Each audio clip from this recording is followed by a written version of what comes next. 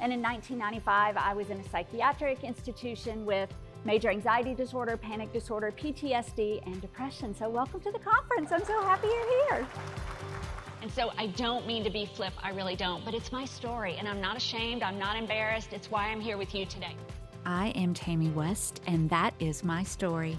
Welcome to Consider Yourself Hugged, a place to find comfort and support as you navigate your mental and emotional well-being. So sit back and relax, unless you're driving, and get ready for this week's hug.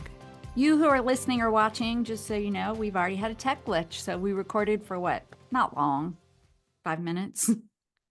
2 minutes. If that, yeah. 2 minutes. Yeah. So maybe whatever it was that we said didn't need to be said. So yeah. Meant to be. Meant to be. So I think I should, like, if you are joining and you have not done the past 2 podcasts, you really should. Like, usually, even if we do a series, sometimes they stand alone. And I mean, you can just listen today, but we will definitely be referring to previous modules. So today's part 3 of our positive psychology coaching. And so what I want to do first, if it's okay with you, Michelle, is talk just a little bit about things that have happened with me with the past 2 modules, things that I've thought about, and then we'll jump in to module 3 for today. Be ready and stay with us because this module is on happiness and well-being, and we all need more happiness and well-being. So I know, and that's actually one of the things that started out saying was, and you said this, unfortunately, society today offers so many distractions that we sometimes find it hard to truly focus on the things we want to achieve. We often want what we can't have, and we forget to put aside time for ourselves, and which is part of happiness. yeah, absolutely. Well, I won't even refer to which module this went through, but just a couple of things that stood out to me. First of all, so you all know Michelle and I are open books, and I told you, in fact, I think I called you after I found a new counselor because I have new insurance and I have an EAP program. I think we need to do like a whole session on EAP programs, because did you know EAP usage is like 7% of people who have it use it? No. I mean, that's one of the, and by the way, that is an employee assistance program, which is a benefit offered by some workplaces where it's about mental and emotional well-being, life's challenges. You usually have a few free sessions to a counselor, but then there's a lot of other things too. Was there like any like statistics on reasons why it's only 7%? It's such a great program. I know. You know what? I think it's just one of those things where it takes an effort, you know, like it just, I don't know, but we'll do one at some point. We'll do one and I'll look all that up. And I may be wrong, but I think it's 7. It's at least it's under 10, but too. So I have an EAP program. I found a counselor and I went and saw her last week. And it was really interesting because I didn't realize this until yesterday. She said something that was just really powerful. She said, well, it sounds like you have coping skills. It sounds like we just need to dig in and go back and do a little kind of psychoanalysis. And I realized that when you and I talk about, like, sometimes I think, well, what is going to counseling going to really help me? Because I have all these coping skills, right? You and I, we do these. Right. We have all these coping skills. And so that's not, and the last counselor I went to, it was virtual. She was wonderful. She helped me a lot, but we did focus on coping skills. And it's not that that wasn't helpful, but I've never really like taken time to kind of just go back and kind of work through things. So what we talked about, so I told her, I said, here's the thing. I'm back on medication. I feel so much better. You and I have talked about how we both and other people may have to do when we talk about holistic, like medication and like working on yourself. But so I told her it was like the whole beating myself up and thinking I'm not good enough and all that. It's a lot better because I can use those coping skills when my brain chemistry is good. But then I realized, and I said something to her, I said, but I'm tired of it. I'm tired, like it's better, but it's Yeah. still there. And anyway, she talked about getting past it. And I was kind of not snarky, but I said, do people really get past these things? And she's like, yeah, they do. And I was like, okay, well, let's give it a go. So did that make sense, or was I just like all over the place? No, that absolutely makes sense. Makes sense. Yeah. But I related it to this because working on this has been really helpful. I mean, and I've tried to focus on the things. I have a couple other things I want to pass along to people. But anything that you've thought about with the first two modules, the So strengths and yeah, so I think it was eye-opening, like when we put them all down by numbers, the strengths and so forth, and then like noticing how easy it was to either focus on the positives or not. And so noticing that was really what do you interesting. mean? Like it's a choice to focus on the positives, or do you mean more of a tendency to focus on when you said I it's think I think both. I think when we talked last time about how I appreciated the positives, but at the same time, like the three that were at the bottom, I was like, oh, because I know that those are not my strengths.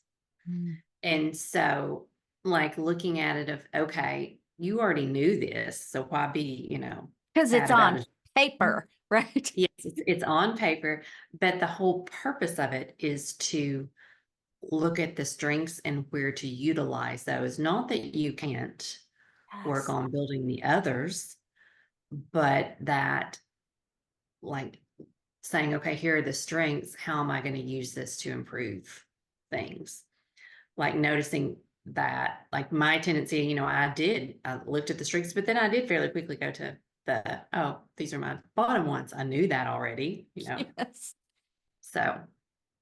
You know, that's the thing about this. We talked about this, I think, in the first episode, that positive psychology is a complement to like traditional classical psychology. So it's not that we don't look at any of the negatives or weaknesses. It's not that. It's just that there wasn't a field that focused on your strengths as well. And that's what this is about. So if it ever seems Pollyanna or rose-colored glasses, it's not. It's just, why would we not like take our strengths and really incorporate those into our lives, even while we work on the other stuff, but we don't want to ignore our strengths and things that are positive. I think knowing it and being intentional about, oh, I'm doing that, Mhm. and then kind of shifting, because I know that just from examples of looking at just like growing up, like being around individuals who had a tendency to, how do I want to, so like if something really good happened for someone else, Mhm. the tendency would be, instead of like being happy or excited for that person, it's why didn't somebody do that for me? You would do that? No, but I Oh, saw that. okay. I was like, that doesn't sound like you at all. That sounds like me. I saw it a lot, and I saw it steal people's happiness and joy. And so, like, realizing the moment you start doing that, if you can catch it, just like me looking at the bottom of the Gotcha. list, my weaknesses, if you can realize you're doing it and catch it, then it can definitely shift, because when you're on that, why didn't someone do that for me? That ends up into that rabbit hole spiral And the of, victim mentality and yes, yeah. When in reality, being joyous for someone else is a positive. Spiraling down the other way, is something that I think sometimes people don't even realize that that's what's happening. no, they don't. And when you bring that up, I think sometimes, like for me, first of all, what you're saying is there's enough joy to go around for all of us, right? Yes. Yeah. So Yeah. we don't have to think that because somebody else has it, that that's less for us. Um, Secondly, catch it is a great name for a book. I wrote that down. Okay, good. Isn't that a good name for a self-help book?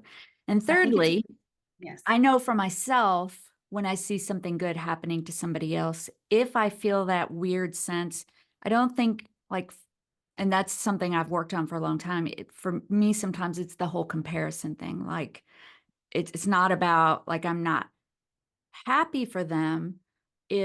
Or even a victim, but it's also, it's a, like if it, let's say if it was a speaker thing, I have to be careful to not think that, oh, well, then am I not good enough? Is that why that's not happening to me? Which is a work in progress. I was thinking too, when you, let me, because I wrote some things down about like the strength things. First of all, for my love of learning, do you all remember last week I talked about Nibble, that app called Nibble, Nibble, and I said if it was any good, I would put it in the show notes. I don't know if Yes. you remember. So I signed up. It was a week for free. And first of all, it took like 10 minutes to answer all the questions. It's a learning app. So like you tell it how much time you want to dedicate to learning something new. It asks you all these questions. Like I love ancient civilization like Rome and Greece. And I was like, yeah, I'd like to learn more about that. And then you tell it like how much time. And I think I said like 5 minutes in the morning. And for the first couple of days, it was fun. Like it would go through, it started with Greek and how they have the pyramids and why and how those were built, and then mummification. But by the third or fourth day, it felt so forced. And I found myself like feeling competitive to make sure I finished it. And then I was just going really fast. And it was like $90 for the year. So, I mean, feel free. I will put the link because some people might really, but it felt really forced and I didn't like it. And then it occurred to me, because we're talking about looking at your strengths and how are you incorporating them. So love of learning. I listen to podcasts. I read books. I'm doing this course. I love historical dramas, and then I'll go look things up, as it's happening.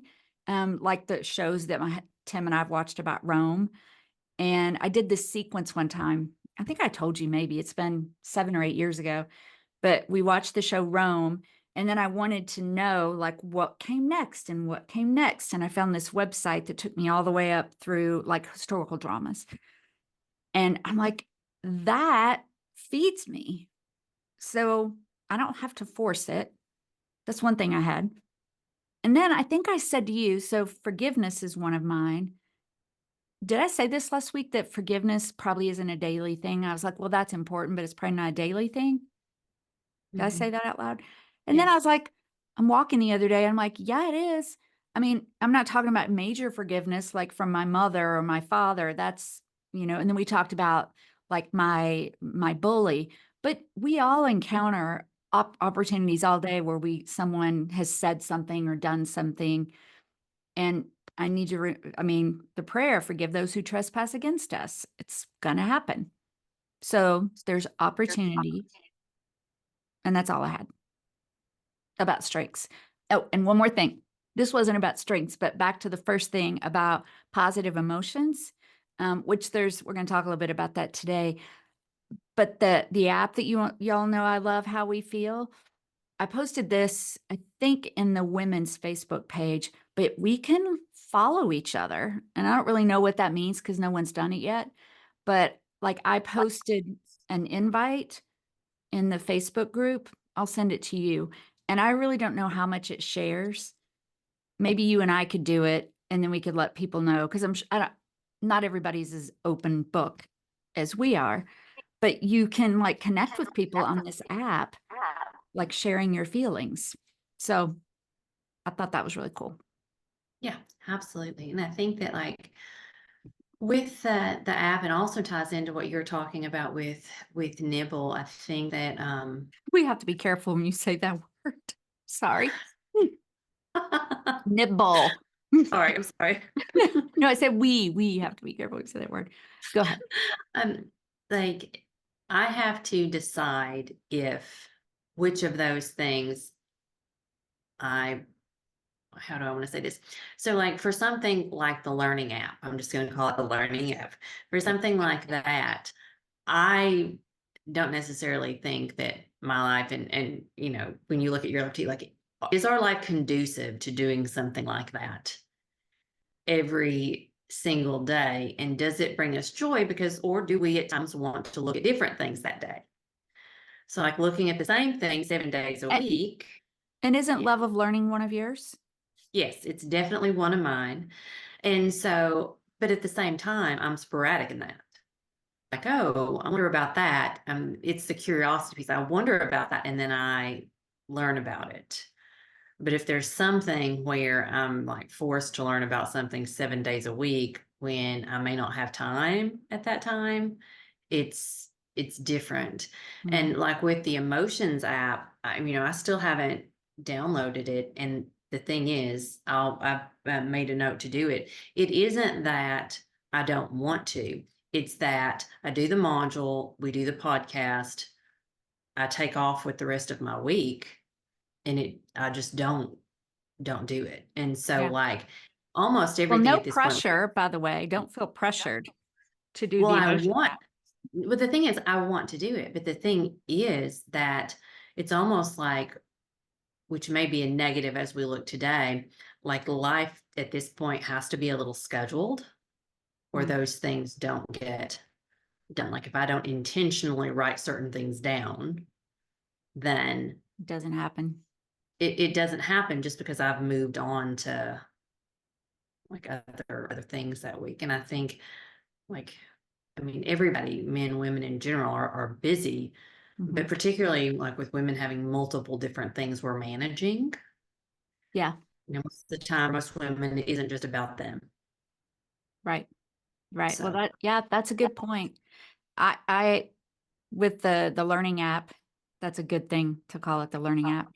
Um, yeah, that's a really good point. Like I have my morning fairly structured. I get up super early and I do devote that first, I don't know, 30 minutes or an hour to, and I'm hearing that feedback again. What is going on?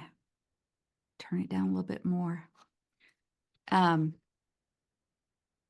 Oh, so my morning is structured. So like I have my 3 to 5 minute meditation. I do a couple of other things. So that would have worked for me had because you asked a really important question. Is it making my life better? Is it bringing me, because the whole point of this is to feel, more positive emotions, more well-being. And that just wasn't happening with that well, don't forced you app. pick different things? Like there are some mornings you do one thing, other mornings you listen to a podcast. It seems like you kind of have chosen at times, like on your walk, On what my kinds of walk. to do. Yeah. So it's Yeah. not always the same thing you choose every day. Right. That is true. That is true. But I do always do the emotions app. And I always do like a morning. And the emotions app, I have the thing set where it just reminds me just in the morning and then in the evening. And I think maybe twice during the day. But one of the things I want is, and this will probably be a good time. Are we ready to jump in to this next module? Yes, I 'Cause think so. Sorry, I had to cough, so I muted myself. Oh, okay. Because I think this is a good transition because one of the things we're going to talk about today is positive emotions. And we do need to find what works for us as far as ways to feel more of those things. Okay, so this module, and I have to admit, first of all, I told Michelle I thought it was not, before we both started working on it, I was like, this one seems pretty simple. It's just taking a few assessments, but then it wasn't. For me anyway, it took me a while. But and we read earlier that this module Michelle was talking about is about happiness and well-being. So we're going to look, Yay. sorry, go ahead. No, I just said yay. Yeah. Good thing to have a module about. Which I'm assuming, I've looked ahead a little bit, but not a lot. I think we're still like overview kind of thing, and then we'll dig a little bit deeper later. But what we've got here is we're going to do a definition of happiness and then look at the difference between happiness and well-being. The main thing we're going to focus on is something we introduced to you in the first module, and that is the 5 pillars of well-being. It's called the PERMA theory. And then we're just going to go through all 5 of those 5 pillars of lending us to our well-being. I have to be honest, I still am a little unclear about this distinction between like happiness and well-being. I am on one level, but I feel like in the module, it gets a little bit confusing. So there are some things I'm going to leave out. And if you feel like you want to throw something in, just let me know. Because our whole thing about this is to better understand your happiness, improve your life, try to find time for yourself, all those things. So I'm just going to read the definition. Is that okay? Yeah. Of happiness. So this is the definition of happiness that's going along with our course. It is defined as a lasting state of completeness, satisfaction, and calmness with a pleasant and balanced state of mind and body that is absent of suffering, stress, or worry. This represents a lasting, permanent state of balance. What did you think about that definition? We should have probably talked about this beforehand because I don't entirely agree with the definition. I know, Like, because it says lasting. well, right, Of and like completeness whose and life doesn't have any suffering or stress? I mean, absent of suffering, stress, or worry, and a lasting, permanent state of balance. I guess we don't have to agree with every little thing. So you didn't necessarily agree with it either? No, that's what I'm like. So there was Good. all of the activities like that we're going to do and all the things I think are really great and they're important to consider. But I will say one of the questions that's in here are the descriptions is about how happiness manifests in our body. This part I thought was pretty good. We feel this emotion or this sense of happiness when we have, one of the things is a physical thing. So serotonin, dopamine, and endorphins. And And some families have more of those than others. so, yes. And so I know serotonin is something that's been helping me a lot lately as I've gotten on the medication bandwagon. Yeah, my family doesn't have a whole lot naturally. So Well, and did you read and you know this, I mean, this is what you Yeah. do, but in depression, that we know that those substances are considerably deficient. Yes. So like we've talked to you all about before, it's holistic mental health. So never be afraid to ask for help. Explore all your options. Then there was this genetic element to happiness, and I get it and I support it, except I'm not a fan of just laying it flat out. And so one of the studies they talked about was this genetic element of happiness, and a study in the 1990s that looked at sets of twins and concluded that 50% of our happiness depends on the genes we inherit, and we can't change that. And then the good news is that we have influence over the remaining 50% of our happiness. Thoughts? So I think like we're changing it, like, in terms of like I think genetic, what falls under that is if your family has low serotonin, your family has low dopamine. If just like my family's 79 people out of 100 that did that genetics test struggled with depression. And so very strong family link. And there are ways to improve that. And so I don't necessarily mean that you maybe can't change your genetics, but there's definitely things you can do to help you be happier, even if genetics are something that seems to be working against it.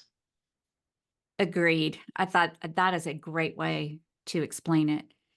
I mean, we do. So back to when you talked about, you shared that screenshot of your My family members. sisters, yeah. And then I don't know if I told you, but I did finally figure out the 23andMe version that allows you to do that. It's kind of expensive, but I got a discount coupon for 30% off. So it was still like $160. But I sent it in. I don't know if you saw it. I did a recording of it yesterday. I didn't record myself spitting, but Oh, you did a recording of yourself doing it. yeah, so I recorded, all of the, like the tube and the directions. Yeah. I just Yeah. took the part out. I was actually, because you have to collect your saliva. If you've never done like one of the Ancestry or 23andMe, you have to spit, and it actually takes like 2 to 2.5 full minutes of spitting. And then you mail it in and they do this genetic analysis. So I'm really interested to see what mine comes back. So I think what you said here, the motivating component here can be that even if you don't have great genetics, there's so much that we can do chemically and things like this and counseling and all the things. Mhm. Absolutely. Sunshine, even like there's a lot of things Yes. that can help with positive mood and to increase those the serotonin, the dopamine, norepinephrine. Like there's lots of things we can do to increase those, even when genetically we might not produce as much of them as other people. Laughter. Mhm. I read a study recently about water on our skin, actually, that can start the I mean, cascade. being at the beach, definitely always like will improve my mood. Just staring at the water. There are so many things, and like knowing what things do that for you can be Mhm. really powerful. Sunshine on your face and the waves. And oh, you're making me want to go to the beach. Okay, so we don't have to agree. Let's you and I talk over the week and let's do a little bit more research on some, not that it matters per se, but some more better or definitions that we like better for happiness. Happiness. Yeah, I think that's a good idea. Okay. And I have to tell you something that's going on that's kind of funny but scary. And if I look distracted, my friend Beth, who's been on our show before, she goes to Africa fairly often on missionary stuff. And she brought me back a canvas painting of a zebra. I think it was a year ago, and it's hanging over here in my office. A week ago, it started making noises like a Geiger counter, like a zapping electrical noise. And it doesn't do it all the What? time. I don't know. We took it off the wall, Tim and I. We don't know it's doing it right. So I texted her and I was like, "Did you bring a demon back from Africa that's just now waking up from, another part of the world?" Yeah. I'll send you a video. What did what did she say? Like, has it ever like anything she's brought back ever done that? No. No. The only thing we're thinking, did a bug get in there? But it's been doing it for a week. I would think a bug would be dead by now. And we even took it off the wall and moved it because we thought, well, maybe there's something in the wall, but it moves with the picture. All right, so that was a total squirrel thing, but it's doing it louder than it's ever done it right now. So if something happens during the podcast, just call Tim. Tell him. I got my phone right Tell him here. I've I been, don't know what's tell him going I've on. been Okay. strangled. Yes. Yes, yeah. So, okay, back to happiness. All right. So anyway, so we talked about all of the genetics and the chemicals and all those things. So now we're ready to jump into this PERMA model. There are other models of happiness out there, by the way. But this one, and this part I like. So the PERMA model, I think this wraps up a little bit about happiness and well-being. So I'm just going to read this. Happiness and well-being are two different notions. Well-being is created in the mind. It's a concept. Happiness is a tangible thing that we can measure. So you can give a happiness score based on just like how you're feeling, right? Like as an emotion, you can say between 0 and 10. Well-being takes a little bit more to measure because it's about many, many different things. Is that good? Did you feel, is that what you Yeah, took I away think from so. that? Yeah. Okay. So then these elements of well-being, this PERMA model, which we introduced in the first session, is positive emotions, engagement, relationships that are positive, meaning, and accomplishments. So PERMA. So that should be pretty easy to remember. All right, you ready to jump in? Yeah, I'm I don't ready.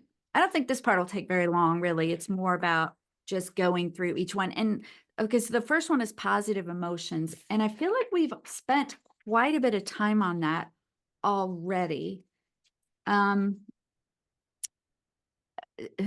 Harnessing positive emotions is not just about smiling and being optimistic. It's about the way that we look at life, work, relationships, activities, things that we love. Like we all have highs and lows, but sometimes we forget to focus on what's going well in our life. So it's not about, like we said before, it's not about ignoring the negative, but it's about at least focusing as much as we can on the positive. And that's where, for me, the app has come in handy. I don't have a lot more to say about this one because for me, it's about continuing with either whatever you've been doing with positive emotions, the journaling, the app, just the awareness, writing them down, all of that. I do had one thing that I was going to mention, but what about you, Michelle? I mean, I completely agree with you. I think that like just recognizing where do you have the most positive emotions and are you making time for yourself for those? Right. Right. Recognition, because you brought that up earlier, just reminding ourselves to catch it and focus on something that gives you a positive emotion. So keep up with, right. It could be, the smell of coffee brewing in the morning, or, just like Michelle said, walking outside. And if you're near water, looking at water, feeling the sun on your face, what is it that brings it for you? And I did have one little realization. I think we talked about this. I love warmth. So a hot shower, but also a warm bath. And yesterday, so I go through spells sometimes, and I might be in there 10 minutes, I might be in there 20 minutes, but I go through spells where I'll do it more and then do it less. I kind of remodeled my bathroom to make it happy. So I was in there yesterday and I had gotten a new sort of challenging assignment at work, which I'll tell you about later. And I was really excited about it. So I was in the bath and I was reading, I was doing some research. And then I started like saying to myself, well, is it bad that you're in here like doing work? And then I realized I'm super grateful that I have the flexibility to be able to sit in the bathtub and work. But if I Right. want to, I mean, it's at the end of the day, but if I want to, I could also take these 10 minutes and just relax or play a word game or listen to music or whatever.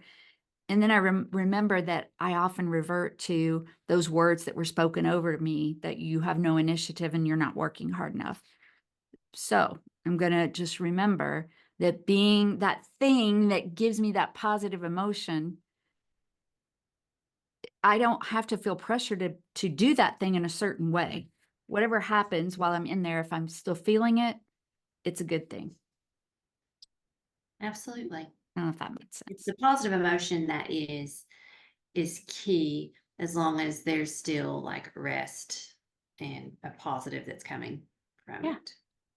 Yeah. Because you and I both get excited about learning certain things. Like if we're excited about something, we're interested in something, curious about something, it is a positive emotion to learn more and to put things together. And um, I think preparing different presentations and like as a speaker, you did it as a teacher, you did it as a speaker, and you mentioned before that was really a main part of of teaching that you liked, like Hmm. pulling together that information. Yeah. And so that is a positive for us. We enjoy that.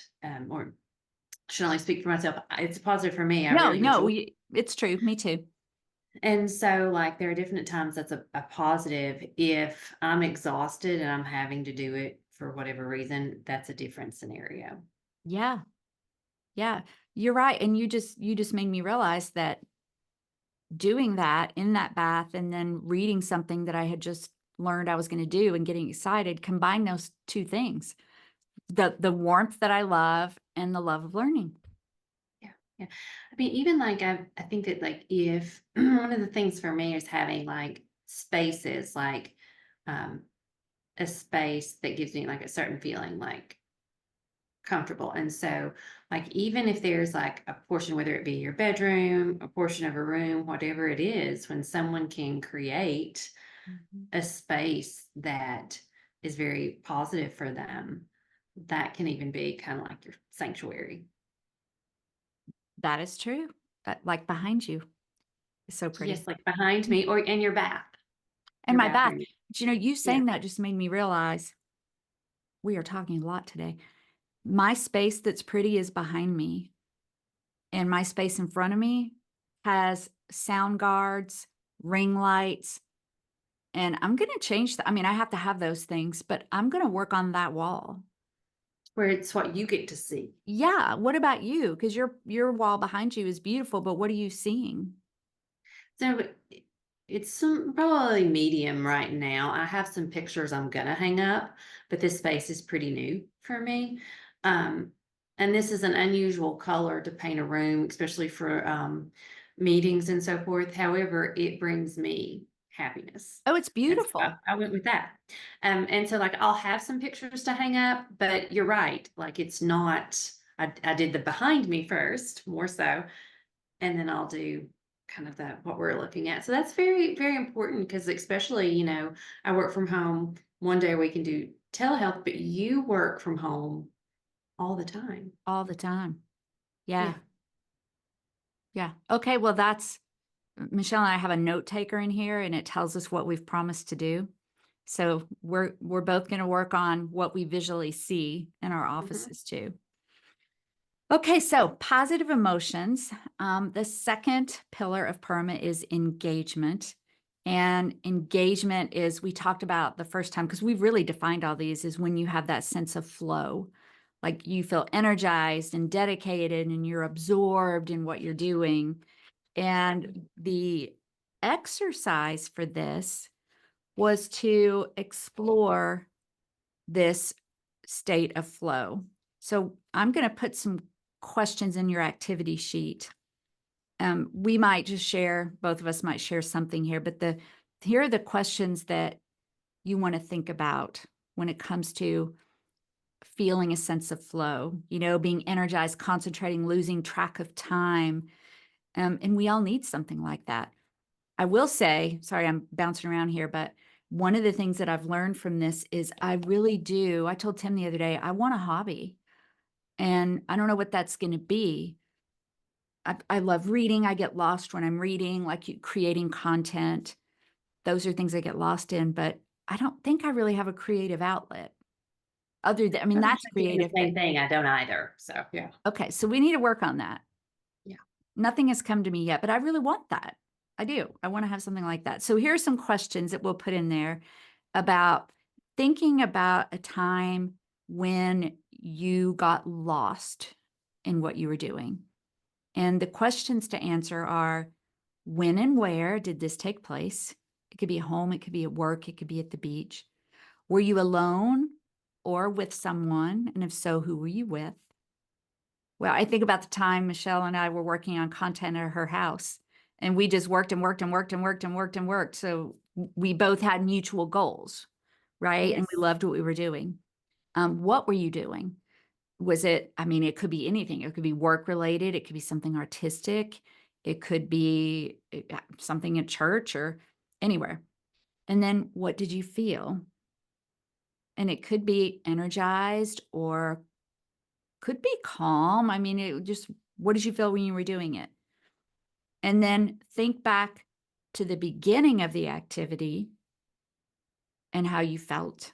And then think of how you felt at the end of the activity. So just evaluating. And then the point is to think about that feeling. Again, remember, it's about putting more positive in your life. And then are there ways that we'll debrief this next time, but are there ways that you can incorporate those things more? So that's really all that I had, just coming to the realization that I would like to have a hobby and create something, but that content creation, again, sitting in the tub combines so many things. But that's really all I have for this one. What about you? I think that you and I are similar in that, like in some regards, we've made different aspects of work our hobby. And so I'm still kind of going back and Mhm. forth about like how, um, like I don't think that's bad, but I do think having other things that are not work related could probably be beneficial. I mean, because like obviously we're doing this, which is not part of either one of our primary jobs, but it's something we enjoy doing, but could still be considered more like along the lines of work versus a hobby. So even our hobbies have a tendency to run along the same lines as our work, I think. They do. I feel like the world is sitting in on our mutual therapy session with each other. Probably. Yeah, that's what's going on here. If whatever can help. But I did just think of something, Michelle. What? I don't know if you remember this about me, but I was an avid bird watcher I for do remember. Yes. years. And Yes. I could sit there. Like I remember going to some park one time and they had something called a bird blind. If you're not familiar with that is, it's usually like in woodsy parks and it's maintained by the park, I guess. And it's like slats, almost like a pallet. And it's built so that you can see, through it and see the birds. And then there are feeders back there, but they won't see you. And I could sit there forever and just wait. And I would document like, which birds. I have a book where I've written all the birds that I've seen. Well, and then when we moved from the woods to here, I mean, we're in little bitty lots and it's not really an option to bird watch here, but I need to start doing that again. Yeah. Okay, AI companion, put that on the list. All right, so 1, positive emotions, 2, engagement, 3 is relationships that are positive. And this can be with, there's so much research about empowering mutual relationships, and we function better when we are in those mutually growing relationships. It could be friends, it could be family, it could be work people. Isolation from mental health can be one of the worst things. You know that. And everybody knows Michelle is my person. But the activity that goes along with this, and I'm just going to read it to you, and then Michelle, you can jump in because there's not a lot on this. I'm sure there will be later. But the activity is to take time each day to really listen to someone that you're having a conversation with, which is really about being mindful. This could be someone in your family, friends, professional, or even a stranger. If you're talking to them, actually really listening, which, as you said earlier about distractions in the world, can be tough. Do you have any thoughts on this?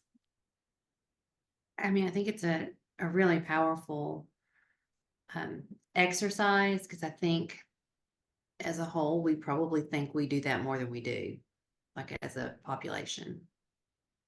Yeah, I think you're right. People, I think, do think that they're good listeners, including myself, but I'm definitely going to try to do better. All right, you ready for number 4? Yes.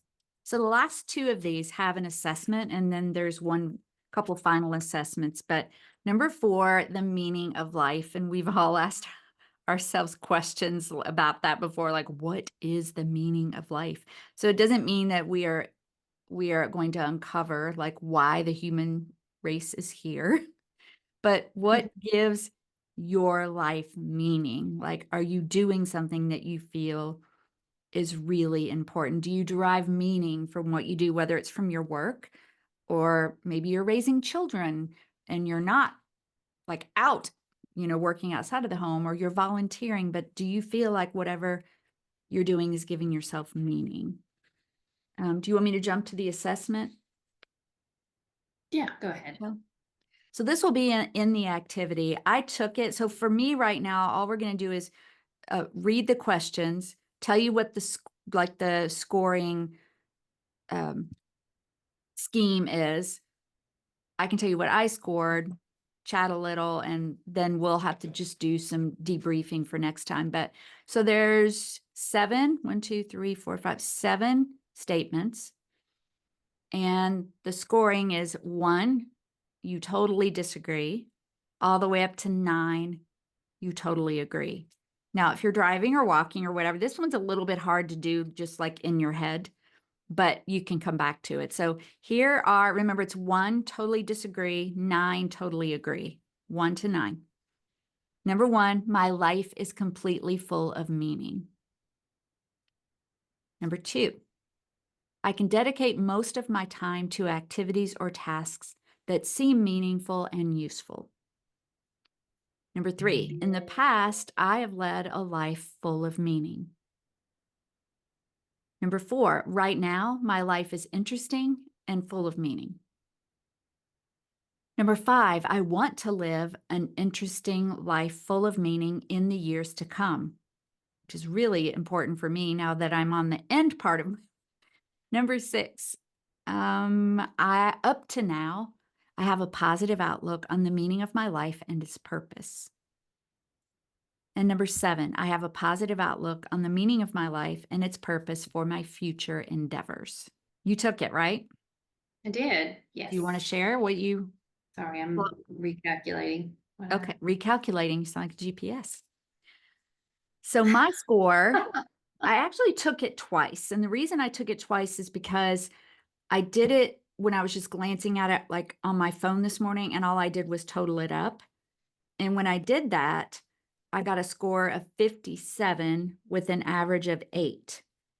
But then I realized I didn't write down the number for each, which will be important, going forward to look at each one and what it means to you. When I did it again, I got a 54 with the score of 7.7.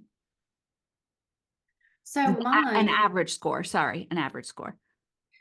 so like I looked at this and like the thing was, I was looking at the graph and this may be a weird anomaly, but I could not get myself to pick 8. So I don't know if it was because there was nothing in the box 8. I don't know. It was weird. Like I was going by feeling. Oh, so And and so you all listening, watching may not know the way that the graph is, and we'll put it in the activity sheet. So 1 says totally agree, 3 says somewhat disagree. Sorry, 1 is totally disagree, 3 is somewhat disagree, 5 is neutral, 7 is tend to agree, and 9 is totally agree. But the boxes in between don't have anything in them. and I just couldn't. I couldn't pick those. I don't know why. It was a feeling. So I have a whole bunch of 7s and 1 9, and that came out to 51 with an average of 7.3. And by So the way, too, the averages, I'm not sure if I said, but so you would just take your total and divide it by the 7 questions if you want to do that. So was that surprising to you, or how did you feel about it? And there's no other in-depth anything. It just, the higher your score, the more you're probably you probably see your life as meaningful. Did you have any? yeah, I feel like I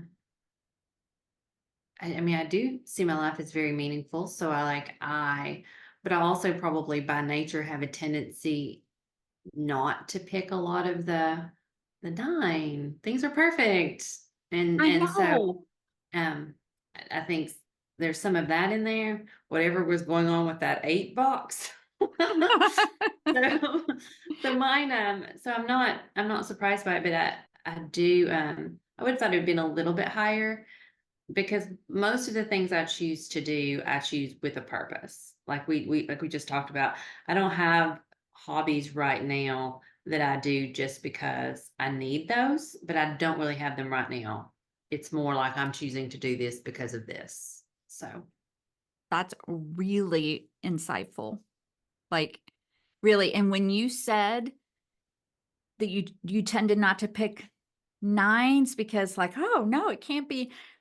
That's such, like, I wanted to talk about that too. I know when people, for example, if someone rates me on Google or fills out an evaluation, it's like people sometimes just cannot pick 10s because it feels like, well, there must be something wrong. And I kind of did the same thing and it made me mad at myself. I had 1 9. I actually had 5 8s. So that yeah. didn't bother me. But I feel like the 8s, I wanted to be 9s, but I was like, well, which is a very interesting thing. So this is somewhat subjective. Yeah, well, it's all subjective. Yeah, it's subjective to how you tend to feel things out. So good. So you all listening or watching, just know that if that helps you going into it, like, it's okay if you want to totally agree or totally disagree with something, but you probably have your own subjective way that you take these kinds of things. So I'm sure we'll talk more about that in the coming up, but just thinking about whether your life has meaning and whether you can incorporate that more into your life. And I'm ready to go on to the last one because then we have a couple of other assessments. This is going to be a long one. So if you all need to cut it off, I think we'll be done in probably 10 minutes. Are you good with that? Yep. Okay. So number 5 is accomplishments.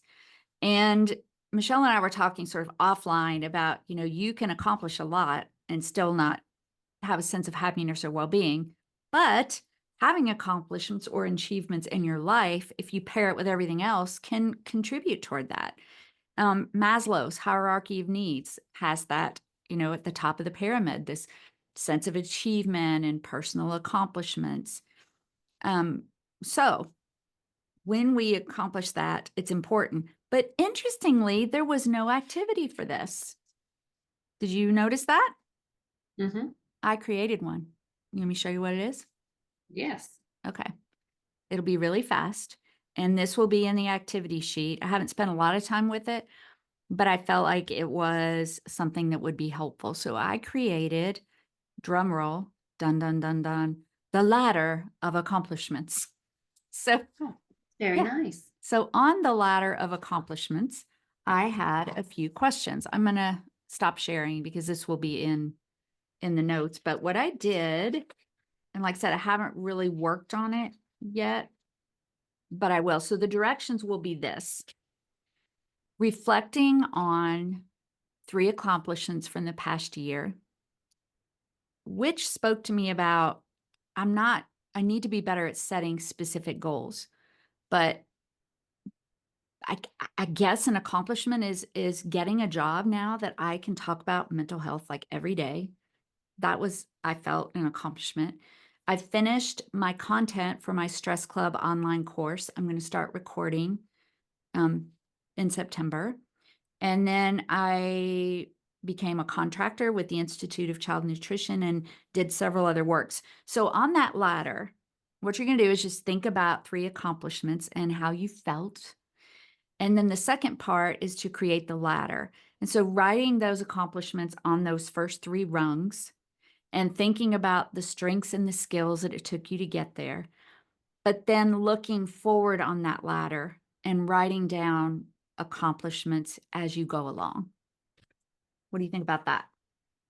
I think that's a great activity. I think that'd be really helpful. Okay. So I'm going to move on, knowing that we're going to dive deeper, I think. So those were the 5. We looked at positive emotions, engagement, relationships, meaning of life, and accomplishments. So all of that is going to be in your activity sheets. And then the last thing are just a couple more assessments that were thrown in to help as tools to look at yourself as you're going forward. So there's 2 scales. There's a fulfillment scale for you to take, and then there's a happiness scale. And then we'll end off on just on one of those wheels that's similar to what you all did last time. So the fulfillment scale has 8 items that describe the most important aspects of human function in terms of positive psychology. And what it talks about here is a higher score indicates more self-esteem, which can give you more of a sense of fulfillment. So this scale is to measure how you feel about yourselves and your successes in certain areas of well-being, like your relationships, your self-esteem, your objectives, your optimism. So what we're going to do is I'll read these. There are 8 of them. And the scale, did you like this one better, Michelle? Because the measuring scale had a number in every box. It had a word. Is that I picked, yes, I was able to pick different ones. Yeah. So this one goes from 1 is, so we're going to read each of them and it's a statement. And then it goes from 1 is strongly disagree and 7 is strongly agree. And all the other things in the middle have numbers. So it'll be easier for you all to do this when you're actually looking at it. And then you just add them up and you can divide by 8 to get a average score. So let me read them. Number 1, I have a life full of meaning and I have objectives. Okay, remember 1 strongly disagree and 7 strongly agree. Number 2, my social relationships are strong and I feel supported. Number 3, I am engaged and interested in my daily activities. Number 4, I try to contribute to the happiness and well-being of others. Number 5, I feel competent in the activities that I consider important. Number 6, I am a good person who leads a great life. Thought that was interesting. Number 7, I am optimistic about my future. And number 8, people respect me. All right, what was your score? 6. My average was 6. Was 6? Okay, and what was your number? Did you add up? It doesn't matter if you didn't, but I did not. that's okay. So my average we were about the same. My average was 6.3. And again, the thing here is there's no like, oh, you should have this score. It's the higher your score, the more likely it is that you're fulfilled and you're happy. Now, the goal of this is to retake this every time, which we won't take it with you every time, but I'll put it from here on out. I'll put it in the activity sheet. And the hope would be that each time your number goes up a little bit. My number was 51. And then when you divided it, it was 6.3. But it's also important. We're not going to do this today because it's the first time any of us have taken it. But again, it's the individual ones. Like the one that said, I feel competent in the activities that I think are important. And I gave that a 5, which was slightly agree. And that goes back to the imposter syndrome. Like I still don't feel, like I'm always just the best, or not that I have to be the best, but anyway. Anything else speak to you before we do the next scale and then finish? No, I think that I did have a couple of 7s, quite a few 6s, a couple of 5s, but kind of again, like you said, that's like going completely for that 7 was tougher. It was tougher. I did have more 7s, higher ones here than I did on the last one. Okay, so that one is well-being. And then the last scale is the happiness scale. So as everything, it's based on a subjective approach. It's your personal judgments about your own happiness. So we're going to read this one. Actually just has 4, and this one's a little bit different. So there's 4 statements, but each one has the boxes under them. Michelle, you probably hated this one. Okay, so on this one, so there's a 1, 2, 3, 4, and then underneath each one, it has the scale. One is an unhappy person. Well, they're different for each one, but it's 1 to 7. Let's just read it. Okay, I think it'll make more sense going that way. Okay. Number 1 says, I consider myself, and then the boxes go from 1 to 7. 1 is an unhappy person. 7 is a very happy person, but 2 through 6 don't have anything in them. So I was able, but because it was like beginning and end, I was able to pick other ones. you were okay because it wasn't like random or every Yeah. other one. Okay. Mhm. So, all right. So here we go. So number 1, I consider myself. 1 is an unhappy person. 7 is a very happy person. Number 2, comparing myself with most of my friends and family, I think I am. 1 is less happy than them, and 7 is happier than them. I didn't like that question because the whole comparing themselves bugs me. Number 3, people who are happy appreciate life no matter what happens. To what extent does this describe you or me? 1 is not at all. 7 is completely. And then 4, I do not feel as happy as I should be given my current life circumstances. To what extent does this describe me or you? 1 is completely, and 7 is not at all. So again, add up your 4 numbers, divide by 4. My average was 4.75. My average was also 4.75. We are like the same person, except we're complementary. So, Like twins, yeah. and it's interesting again to look at each question, which we'll debrief a little bit more next time. But that whole comparing myself, I get what we're doing there. Like the question is like maybe what are the people like around me? But I didn't like it. Yeah, and it's, again, it depends on a lot of things. So It does. It does depend on a lot of things. And so this question was really just subjectively looking at yourself as how happy you are. And we'll reuse this scale in the future as well. Okay, ready for the last thing? Ready. I enjoyed this last thing. Actually, mine is very messy, but the last thing is a wheel, sort of like what we did before. And you can pick anything you want. But when we think about your overall quality, it's called the wheel of life, your overall quality of life, your satisfaction in the areas that you consider to be important, having a strong positive outlook in your thoughts and your experiences, which includes creating those experiences, versus having a negative outlook and still being filled with negative experiences and emotions. So this wheel of life allows you to pick 10 areas of life and evaluate it, give it a number, and then visualize it.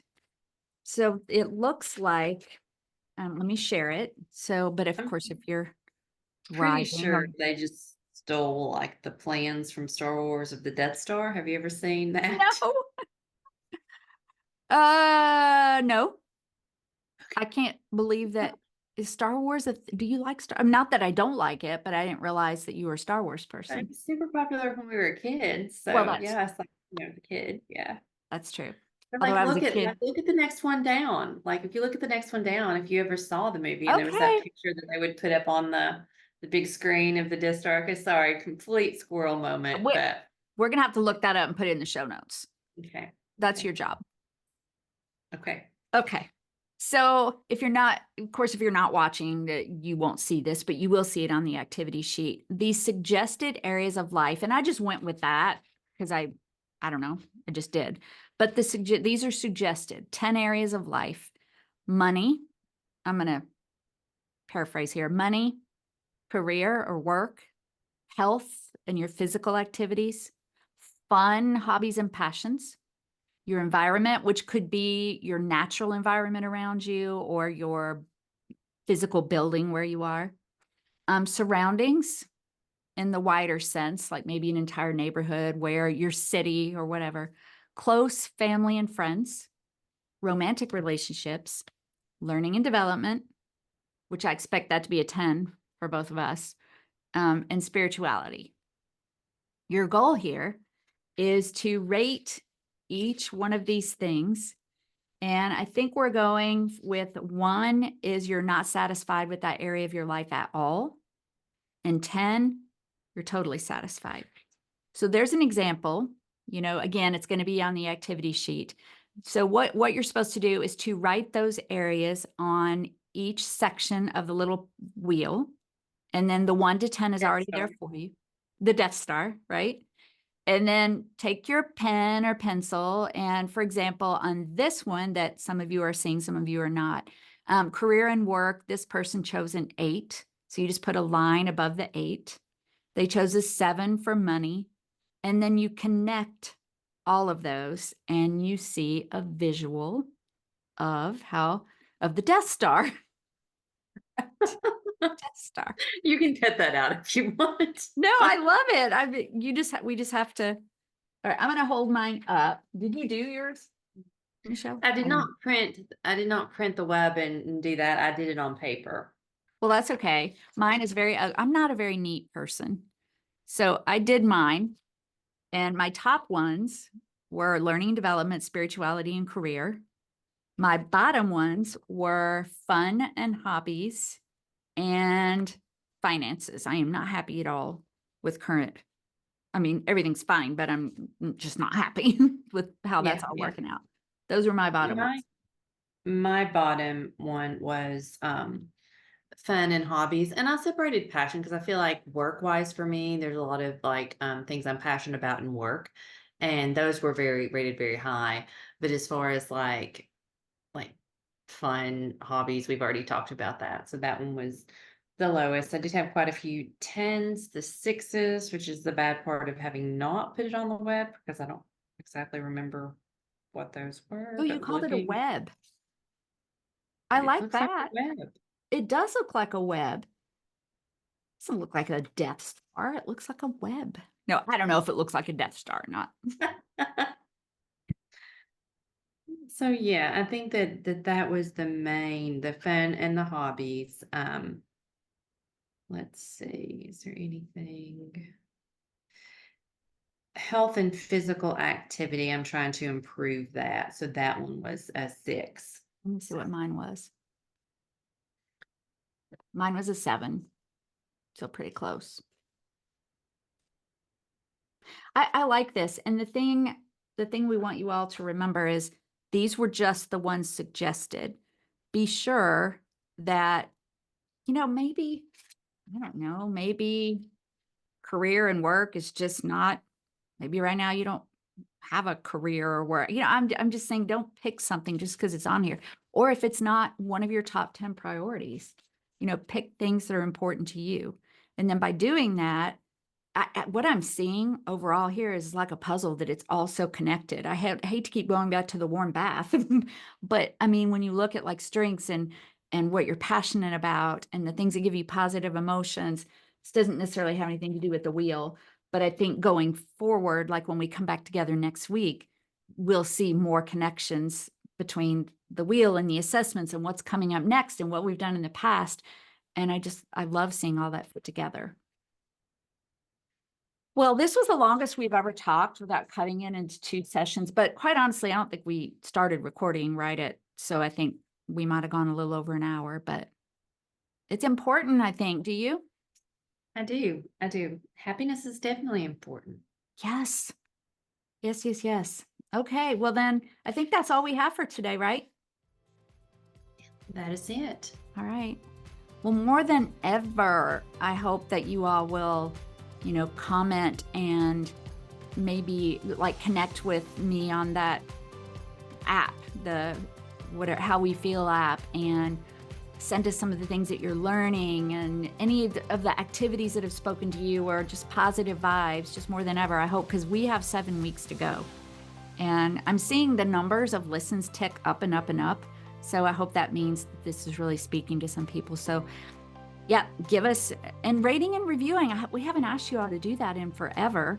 But if you're one of those people who can only give low numbers and just don't do that, like if you're like Michelle or me and you find it hard to get the top number. But yeah, rating and reviewing is important. Growing our community. Thank you for, be a part of our women's Facebook group. All of that is in the show notes. The activity sheet will be in the show notes. All the things. So what else we got? Is that it? I think that's it for this week. Okay. Well then, until next time, consider yourself hugged and be happy. And be happy and be well.